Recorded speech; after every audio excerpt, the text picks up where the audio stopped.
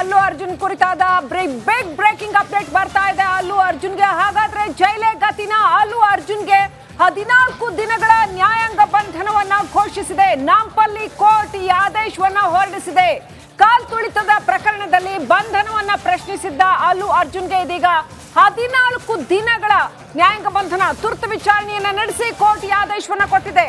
ಹಾಗಾದ್ರೆ ನಟ ಅಲ್ಲು ಅರ್ಜುನ್ಗೆ ಜೈಲೇ ಗತಿನ? ದಕ್ಷಿಣ ಭಾರತದ big super duper star Allu Arjun, iconic star ಅಂತ ಎಣಿಸಿಕೊಂಡಿರ್ತಕ್ಕಂಥ ಅಲ್ಲು ಅರ್ಜುನ್ಗೆ ಕಾಲ್ ತುಳಿತದ ಪ್ರಕರಣದಲ್ಲಿ ಇದೀಗ 14 ದಿನಗಳ ನ್ಯಾಯಾಂಗ ಬಂಧನ. ಇವತ್ತು ಕೋರ್ಟ್ ತುರ್ತು ವಿಚಾರಣೆಯನ್ನ ನಡೆಸಿ ಈ ಆದೇಶವನ್ನ ಕೊಟ್ಟಿದೆ. ಹಾಗಾಗಿ ತನಿಖೆಗೆ ಬೇಕಾಗಿ 14 ದಿನಗಳ ನ್ಯಾಯಾಂಗ ಬಂಧನ. ಯಾವ ರೀತಿ ಹೋಗುತ್ತೆ ಈ ಪ್ರಕರಣ ಅನ್ನೋದನ್ನ ಮುಂದೆ ನೋಡ್ಬೇಕು. ಬ್ರೇಕಿಂಗ್ ಅಪ್ಡೇಟ್ ಬರ್ತಾ ಇದೆ ಈ ವಿಚಾರಕ್ಕೆ. ನಟ ಅಲ್ಲು ಅರ್ಜುನ್ಗೆ ಜೈಲೇ ಗತಿ, ಪುಷ್ಪ ಇನ್ ಜೈಲ್ ಆಗತ್ತಾ? ಹಾಗಾದ್ರೆ ಅಲ್ಲು ಅರ್ಜುನ್ಗೆ ಜೈಲೇ ಗತಿನಾ ಪ್ರಶ್ನೆ ಇಲ್ಲ. ಈ ಕಂಬಿ ಎಣಿಸ್ಲೇಬೇಕೀಗ. ನ್ಯಾಯಾಂಗ ಬಂಧನ ಅಂದ್ರೆ ಜೈಲಿಗೆ ಹೋಗ್ಲೇಬೇಕಾಗತ್ತೆ. ಆ ನಂತರ ವಿಚಾರಣೆ ನಡೆಯುತ್ತೆ. ಮುಂದೇನು ಅನ್ನೋದು ಗೊತ್ತಾಗತ್ತೆ. ನಾಂಪಲ್ಲಿ ಕೋರ್ಟ್ ಆದೇಶ ಹೊರಡಿಸಿರ್ತಕ್ಕಂಥದ್ದು 14 ದಿನಗಳ ನ್ಯಾಯಾಂಗ ಬಂಧನ. ಪುಷ್ಪ ಚಿತ್ರ ರಿಲೀಸ್ ಆಗಿ ಇಡೀ ದೇಶಾದ್ಯಂತ ಒಂದ್ ಕಡೆ ಸದ್ದು ಮಾಡ್ತಾ ಇದ್ರೆ, ಮತ್ತೊಂದು ಕಡೆ ಕಾಲ್ ತುಳಿತದ ಪ್ರಕರಣದಲ್ಲಿ ನಟ ಅಲ್ಲು ಅರ್ಜುನ್ಗೆ 14 ದಿನಗಳ ನ್ಯಾಯಾಂಗ ಬಂಧನ. ಚಂಚಲಗೂಡ ಜೈಲ್ಗೆ ಅಲ್ಲು ಅರ್ಜುನ್ ಅವ್ರನ್ನ ಶಿಫ್ಟ್ ಮಾಡಲಾಗತ್ತೆ. ಬಿಗ್ ಬ್ರೇಕಿಂಗ್ ಅಪ್ಡೇಟ್ ಬರ್ತಾ ಇರ್ತಕ್ಕಂಥದ್ದು. ದಕ್ಷಿಣ ಭಾರತದ ಸೂಪರ್ ಸ್ಟಾರ್ ನಟ ಅಲ್ಲು ಅರ್ಜುನ್ಗೆ ಜೈಲೇ ಗತಿ, 14 ದಿನಗಳ ನ್ಯಾಯಾಂಗ ಬಂಧನ. ಚಂಚಲಗೂಡ ಜೈಲ್ಗೆ ಶಿಫ್ಟ್ ಮಾಡ್ತಾರೆ ಅಲ್ಲು ಅರ್ಜುನ್ ಅವರನ್ನ. ನೋಡಿ, ಏನ್ ಬೇಕಾದ್ರೂ ಆಗಬಹುದು. Even if you are a super star. ನೋಡಿ, ನ್ಯಾಯಾಂಗ ಬಂಧನ, 14 ದಿನಗಳ ನ್ಯಾಯಾಂಗ ಬಂಧನ ಕಾಲ್ ತುಳಿತದ ಪ್ರಕರಣಗಳಲ್ಲಿ. ಆಮೇಲೆ ಶ್ರೀಲಕ್ಷ್ಮಿ ಬಹಳ ಪ್ರಮುಖವಾಗಿ ಏನು ಸಂದೇಶವನ್ನ ಕೊಡ್ತಾ ಇರೋದು, ನಾನು ಆಗ್ಲೇ ಹೇಳ್ತಾ ಇದ್ದೆ, 2 ಘಟನೆ ನಡೆದಿದೆ ಇವತ್ತು. ಅಲ್ಲೂ ಅಂದರ್, ಒಬ್ರು ಬಾಹರ್, ಇಬ್ಬರು ಕೂಡ ಸೂಪರ್ ಸ್ಟಾರ್ಸೇ. ಇಬ್ರು ಕೂಡ ದಕ್ಷಿಣ ಭಾರತದ ಸೂಪರ್ ಸ್ಟಾರ್ಸೇ. ಇವತ್ತು ಏನ್ ಸಂದೇಶ ಕೊಡ್ತು ಹೇಳಿ? ಇಲ್ಲಿ ಅಲ್ಲು ಅರ್ಜುನ್ ಡೈರೆಕ್ಟ್ಲಿ ಇನ್ವಾಲ್ವ್ಡ್ ಆಗಿಲ್ಲ, ಆದ್ರೂ 14 ದಿನ ಜೈಲಲ್ಲಿ ಕೂರಬೇಕು. ಯಾತಕ್ಕಾಗಿ? ಒಬ್ಬ ರೆಸ್ಪಾನ್ಸಿಬಿಲಿಟಿ ಪರ್ಸನ್, ಒಬ್ಬ ಸ್ಟಾರ್ ನಟ, ಜವಾಬ್ದಾರಿ ಬೇಕಿತ್ತು. ಆ ಸಂದರ್ಭಕ್ಕೆ ತಕ್ಕನಾಗಿ ನೆಗ್ಲಿಜೆನ್ಸ್ ಮಾಡಬಾರ್ದಿತ್ತು, ಕೇರ್ ಮಾಡಬೇಕಿತ್ತು. ಒಬ್ಬ ವ್ಯಕ್ತಿ ಬೆಳೆದಾಗ, ಹೆಸರು ಮಾಡಿದಾಗ ಯಾವ ಥರ ಸಮಾಜದಲ್ಲಿ ಬದುಕಬೇಕು ಅನ್ನೋದಕ್ಕೆ ನಿರಂತರವಾದಂಥ ಕಳೆದ 7 ತಿಂಗಳಿಂದ ಒಂದು ಸಾಕ್ಷಿ, ಇವತ್ತಿನಿಂದ ಮತ್ತೊಂದು ಸಾಕ್ಷಿ. ಎರಡನ್ನೂ ಕೂಡ ನಾವು ಕಂಪೇರ್ ಮಾಡಿ ನೋಡಿದಾಗ ನಮಗೆ ಸಿಗ್ತಾ ಇರುವಂಥ ಉತ್ತರ ಒಂದೇ: ಕಾನೂನಿನ ಮುಂದೆ ಎಲ್ಲರೂ ಒಂದೇ. ಸೊ ಈ ಒಂದು ಉತ್ತರ ನಮಗೆ ಸಿಗ್ತಾ ಇರುವಂಥದ್ದು. ಸೊ ಹಾಗಾಗಿ ಇಲ್ಲಿ ಯಾವುದೇ ಇಂಟೆನ್ಷನ್ ಇಲ್ಲ. ಓಕೆ, ಮತ್ತೆ ದರ್ಶನ್ ಕಡೆ ಒಂದು ಬ್ರೇಕಿಂಗ್ ಬರ್ತಾ ಇದೆ, ನೋಡೋಣ. ರಿಪಬ್ಲಿಕ್ ಕನ್ನಡದಲ್ಲಿ ಪವಿತ್ರ ಗೌಡ ತಾಯಿ ಎಕ್ಸ್ಕ್ಲೂಸಿವ್. ರಿಪಬ್ಲಿಕ್ ಕನ್ನಡದಲ್ಲಿ ಪವಿತ್ರ ಗೌಡ ತಾಯಿ ಸಾಕಷ್ಟು ಖುಷಿಯಾಗಿರ್ತಾರೆ. ರಿಪಬ್ಲಿಕ್ ಕನ್ನಡಕ್ಕೆ ಪವಿತ್ರ ಗೌಡ ತಾಯಿ ಸಿಗ್ತಾರೆ ಕೆಲವೇ ಕ್ಷಣಗಳಲ್ಲಿ. ಪವಿತ್ರಾಗೆ ಜಾಮೀನು ಸಿಕ್ಕಿನಲ್ಲಿ 7 ಜನರ ಜಾಮೀನು ಅರ್ಜಿ ಮಂಜೂರಾಗಿದೆ, ಜಾಮೀನು ಸಿಕ್ಕಿದೆ. ಈ ವಿಚಾರವಾಗಿ ಇವತ್ತು ವಕೀಲರೆಲ್ಲರೂ ಕೂಡ ಮಾತಾಡಿದ್ರು. ಈಗ ರಿಪಬ್ಲಿಕ್ ಕನ್ನಡದ ಜೊತೆಯಲ್ಲಿ ಮಾತಾಡೋದಕ್ಕೆ ಪವಿತ್ರ ಗೌಡ ಅವರ ತಾಯಿ ಆಗಿರುವಂಥ ಭಾಗ್ಯ ಅವರಿದ್ದಾರೆ, ಅವ್ರನ್ನ ಮಾತಾಡ್ಸ್ತಾ ಹೋಗ್ತೀನಿ. ಮೇಡಮ್, ಏನು ಅನ್ನಿಸ್ತಾ ಇದೆ? ಇವತ್ತು ಜಾಮೀನು ಸಿಕ್ಕಿದೆ, 7 ತಿಂಗಳ. ತುಂಬ ಖುಷಿ ಆಯಿತು ನನಗೆ. ಸಖತ್ತಾಗಿ ಓಡಾಡಿದ್ದಾರೆ ಇವರು, ಪ್ರಯತ್ನ ಪಟ್ಟರು, ಆದರೂ ಓಡಾಡಿ ನಮಗೆ ಬೇಲ್ ತಂದು ಕೊಟ್ಟಿದ್ದಾರೆ. 7 ತಿಂಗಳು ಮಗಳು ಜೈಲಲ್ಲಿದ್ದರು. ಹಿಂಸೆ ಆಯಿತು ಇದ್ದಿದ್ದಕ್ಕೆ, ಕಷ್ಟ ಆಯಿತು ಒಂದು ಸ್ವಲ್ಪ.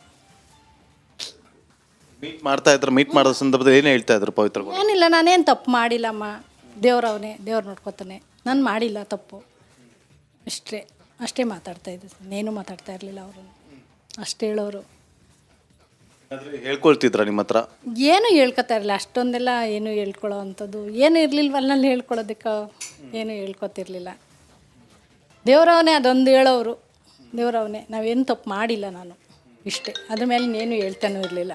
ಈಗ ಈ ರೇಣುಕಾ ಸ್ವಾಮಿ ಕೊಲೆ ಆಯಿತು ಅನ್ನೋ ವಿಚಾರ ಗೊತ್ತಾಗ್ತಾ ಇದ್ದಂತೆಯೇ ನಿಮ್ಮ ಮಗಳನ್ನು ಕೂಡ ಪೊಲೀಸರು ಅರೆಸ್ಟ್ ಮಾಡ್ತಾರೆ. ಆ ಸಂದರ್ಭದಲ್ಲಿ ನೀವು ಎಲ್ಲಿದ್ರಿ? ನಿಮ್ಗೆ ಏನಾದರೂ ಗೊತ್ತಾಯ್ತು? ಆ ಟೈಮಲ್ಲಿ ಗೊತ್ತಾದಾಗ ನಿಮ್ಗೇನು ಅನ್ನಿಸ್ತು? ಗೊತ್ತಾದಾಗ ನಮಗೇನು ಅಷ್ಟೊಂದು ಗೊತ್ತಿರಲಿಲ್ಲ. ಆಮೇಲೆ ಗೊತ್ತಾಯಿತು, ಟಿ ವಿ ನೋಡಿದ್ಮೇಲೆ ನಮ್ಗೆ ಗೊತ್ತಾಗಿದ್ದು. ಅಂದರೆ ಏನೂ ಹೇಳ್ಕೊತಿರ್ಲಿಲ್ಲ ಅವ್ರಿಗೂ. ಬಟ್ ಹಿಂಗಾಗುತ್ತೆ ಅಂತ ಅವ್ರಿಗೂ ಗೊತ್ತಿರಲಿಲ್ಲ. ಹಿಂಗಾಗುತ್ತೆ ಹಿಂಗೆ ಹೇಳಿದ್ರೆ ಮನೇಲಿ ಇದು ಮಾಡ್ತಾರೆ ಅಂತ ಅವ್ರಿಗೂ ಗೊತ್ತಿರಲಿಲ್ಲ.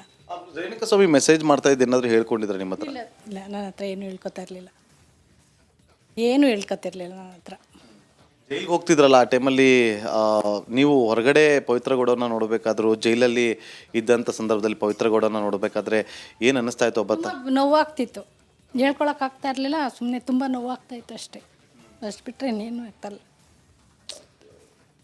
ಕಣ್ಣೀರು ಹಾಕ್ತಿದ್ದೀರಿ, ಇವತ್ತು ಆಗಬಾರ್ದಿತ್ತು ಆಗೋಗಿದೆ ಅನ್ನೋ ವಿಚಾರಗಳು, ಚರ್ಚೆಗಳು ಆಗುತ್ತೆ. ಅದೆಲ್ಲವನ್ನು ಆ ಟೈಮು ಏನು ಮಾಡೋಕ್ಕಾಗಲ್ಲ, ಅದು ಹಣೆ ಬರ ಟೈಮು ಒಂದೊಂದು ಇರುತ್ತೆ. ಈಗ ಮುಗ್ದಿದೆ, ಇಲ್ಲಿಂದ ಈಚೆಗೆ ಆರಾಮಾಗಿರಲಿ ಅಷ್ಟೇ. 7 ತಿಂಗಳು ಜೀವನ ಹೇಗಿತ್ತು? ಸ್ವಲ್ಪ ಕಷ್ಟ ಆಯಿತು ಬಿಟ್ಟಿರೋದಕ್ಕೆ, ಮಗಳು ಅಲ್ಲಿ ಕಷ್ಟ ಆಯಿತು ಸ್ವಲ್ಪ. ಮಗಳನ್ನ ನೋಡ್ಕೊಳ್ತಿದ್ರಿ? ನೋಡ್ಕೊಳ್ತಾ ಇದ್ದೆ ಮೊಮ್ಮಗಳು. ಎಲ್ಲರೂ ಕೂಡ ಅದೇ ವಿಚಾರವಾಗಿ ತುಂಬ ಓಡಾಡಿದ್ದಾರೆ, ತುಂಬ ಮಾಡಿದ್ರು. ಟಾಮಿ ಸಮಷ್ಟಿನೂ ಅಷ್ಟೇ, ಅವ್ರ ಹತ್ರ ನಾವು ಬೇಜಾನ್ ಸತಿ ಹೋಗಿ ಮಾತಾಡಿ ನಾವು ಅವ್ರಿಗೆ ಇದು ಮಾಡಿದ್ದಕ್ಕೆ ನಮ್ಗೆ ಮಾಡಿಕೊಟ್ರು, ಅದೊಂದು ನನಗೆ ಖುಷಿ ಆಯಿತು. ಒಪ್ಸಿತ್ತಾ ಇವತ್ತು ಜಾಮೀನು ಸಿಗುತ್ತೆ ಅಂತೇಳಿ? ಇತ್ತು ಒಂದು ಕಡೆ, ದೇವರ ನೆನ್ಕೊಂಡು ಬಂದ್ವಿ ಅಷ್ಟೇ. ಮಗಳು ನೋಡೋ ಕಾತ್ರ ನಿಮಗೆ? ಆ ಥರ. ರೇಣುಕಾಸ್ವಾಮಿ ಕುಟುಂಬಸ್ಥರು ಕೂಡ ನೋವಲ್ಲಿದ್ದಾರೆ. ನೀವು ನೋವೆಲ್ಲಿದ್ದಾರಲ್ಲ, ಎಲ್ಲರಿಗೂ ನೋವೇ ಅಲ್ಲ, ಅವ್ರಿಗೂ ನೋವೇ, ನಮಗೂ ನೋವೇನೆ, ಆಗಿರೋ ಎಷ್ಟು ಜನಕ್ಕೂ ನೋವೇನೆ, ಎಲ್ಲರಿಗೂ ನೋವೇನೆ. ಏನು ಹೇಳೋದಕ್ಕೆ ಬಯಸ್ತೀರಿ ರೇಣುಕಾಸ್ವಾಮಿ ಕುಟುಂಬಸ್ಥರಿಗೆ? ಏನು ಹೇಳೋ, ಅವ್ರಿಗೂ ಒಳ್ಳೇದಾಗಲಿ, ಅವ್ರಿಗೂ ಸ್ವಲ್ಪ ಬರಲ್ಲ, ಅವ್ರಿಗೂ ಒಳ್ಳೇದಾಗಲಿ ಅಂತ ಹೇಳ್ತೀನಿ. ಅವರು ತುಂಬ ನೋವಲ್ಲಿದ್ದಾರೆ, ಅವ್ರ ಕುಟುಂಬ ಕೂಡ ಇದ್ದಾರೆ, ಅವರು ನೋವೆಲ್ಲಿದ್ದಾರೆ. ಅದೇ ಒಳ್ಳೇದಾಗಲಿ ಅವ್ರಿಗೂ ಅಂತ ಒಂದು ಆಸೆ. ಈ 7 ತಿಂಗಳು ನಿಮಗೆ ಜೀವನ ಸಾಗಿಸೋದಕ್ಕೆ ಎಷ್ಟು ಒಂದು ಕಷ್ಟ ಆಯಿತು? ಹೇಗೆ ಜೀವನ ಸಾಗಿಸಿದ್ರಿ? ಎಷ್ಟು ಸರಿ ಮಗಳನ್ನ ಮೀಟ್ ಮಾಡಿದ್ರಿ? ತುಂಬ ಸತಿ ನಾನು ಹೋದಾಗಿಂದನೂ ಹೋಗ್ತಾನೆ ಇದ್ದೀನಿ, ಬರ್ತಾನೆ ಇರ್ತೀನಿ. ಆದ್ರೂ ಏನು ಮಾಡೋಕ್ಕಾಗಲ್ಲ, ಅದು ದೇವ್ರು ಎಷ್ಟು ದಿನ ಹಣೆಯಲ್ಲಿ ಬರ್ದಿರ್ತದೋ ಅಷ್ಟು ದಿನ ಆಗಲಿ, ಬರಲಿ. ನಮ್ಮ ಮಗಳು ತಪ್ಪು ಮಾಡಿಲ್ಲ, ಒಳಗಡೆ ಬರ್ತಾರೆ ಅನ್ನೋದೊಂದು ನಂಬಿಕೆ ಇತ್ತು ನನಗೆ. ಲಾಯರ್ ಇದ್ದಾರೆ, ಬಿಡಿಸ್ಕೊಬರ್ತಾರೆ ಅನ್ನೋದೊಂದು ನಂಬಿಕೆ ಅವ್ರ ಮೇಲೆ ಇತ್ತು ಅಷ್ಟೇ. ಚಪ್ಪಲಿನಾಗ ಹೊಡೆದ್ರು, ಈ ಥರದ್ದೆಲ್ಲ ಅಲ್ಲಿ ವಾದಗಳಾಯಿತು ಕೋರ್ಟಲ್ಲಿ. ಆ ಹಂತಕ್ಕೂ ಕೂಡ ಹೋಗಿತ್ತು, ಯಾಕೆಂದರೆ ರೇಣುಕಾಸ್ವಾಮಿ ಅಷ್ಟು ಮೆಸೇಜ್ಗಳನ್ನು ಮಾಡಿದ್ರು ಅನ್ನೋದು ಕೂಡ ಚರ್ಚೆಗಳಾಗ್ತಾ ಇತ್ತು. ಅದು ಕೆಲವು ನಂಗೆ ಗೊತ್ತಿರಲಿಲ್ವಲ್ಲ, ಅದನ್ನೇನು ನಾವು ಇದು ಮಾಡ್ಕೊಳಕ್ಕಾಗಿಲ್ಲ. ನಮ್ಗೆ ಗೊತ್ತಿದ್ರೆ ಏನೋ ಒಂದು ಹೇಳ್ಬೋದು, ನಮಗೇನು ಗೊತ್ತಿಲ್ಲ ಅದ್ರ ಬಗ್ಗೆ. ನೀವು ಜೈಲ್ಗೆ ಹೋದಾಗ ಏನು ಕೇಳಲಿಲ್ವಾ ನಿಮ್ಮ ಮಗಳ ಹತ್ರ? ಇಲ್ಲ, ನಾನು ಮಾಡಿಲ್ಲ, ನಾನು ಹೊಡೆದಿಲ್ಲ ಅಂತಲೇ ಹೇಳೋದ್ರು. ಎಷ್ಟು ಕಷ್ಟ ಆಗ್ತಿದೆ ಅವ್ರಿಗೆ ಜೈಲಲ್ಲಿ? ಕಷ್ಟ ಆಗುತ್ತೆ.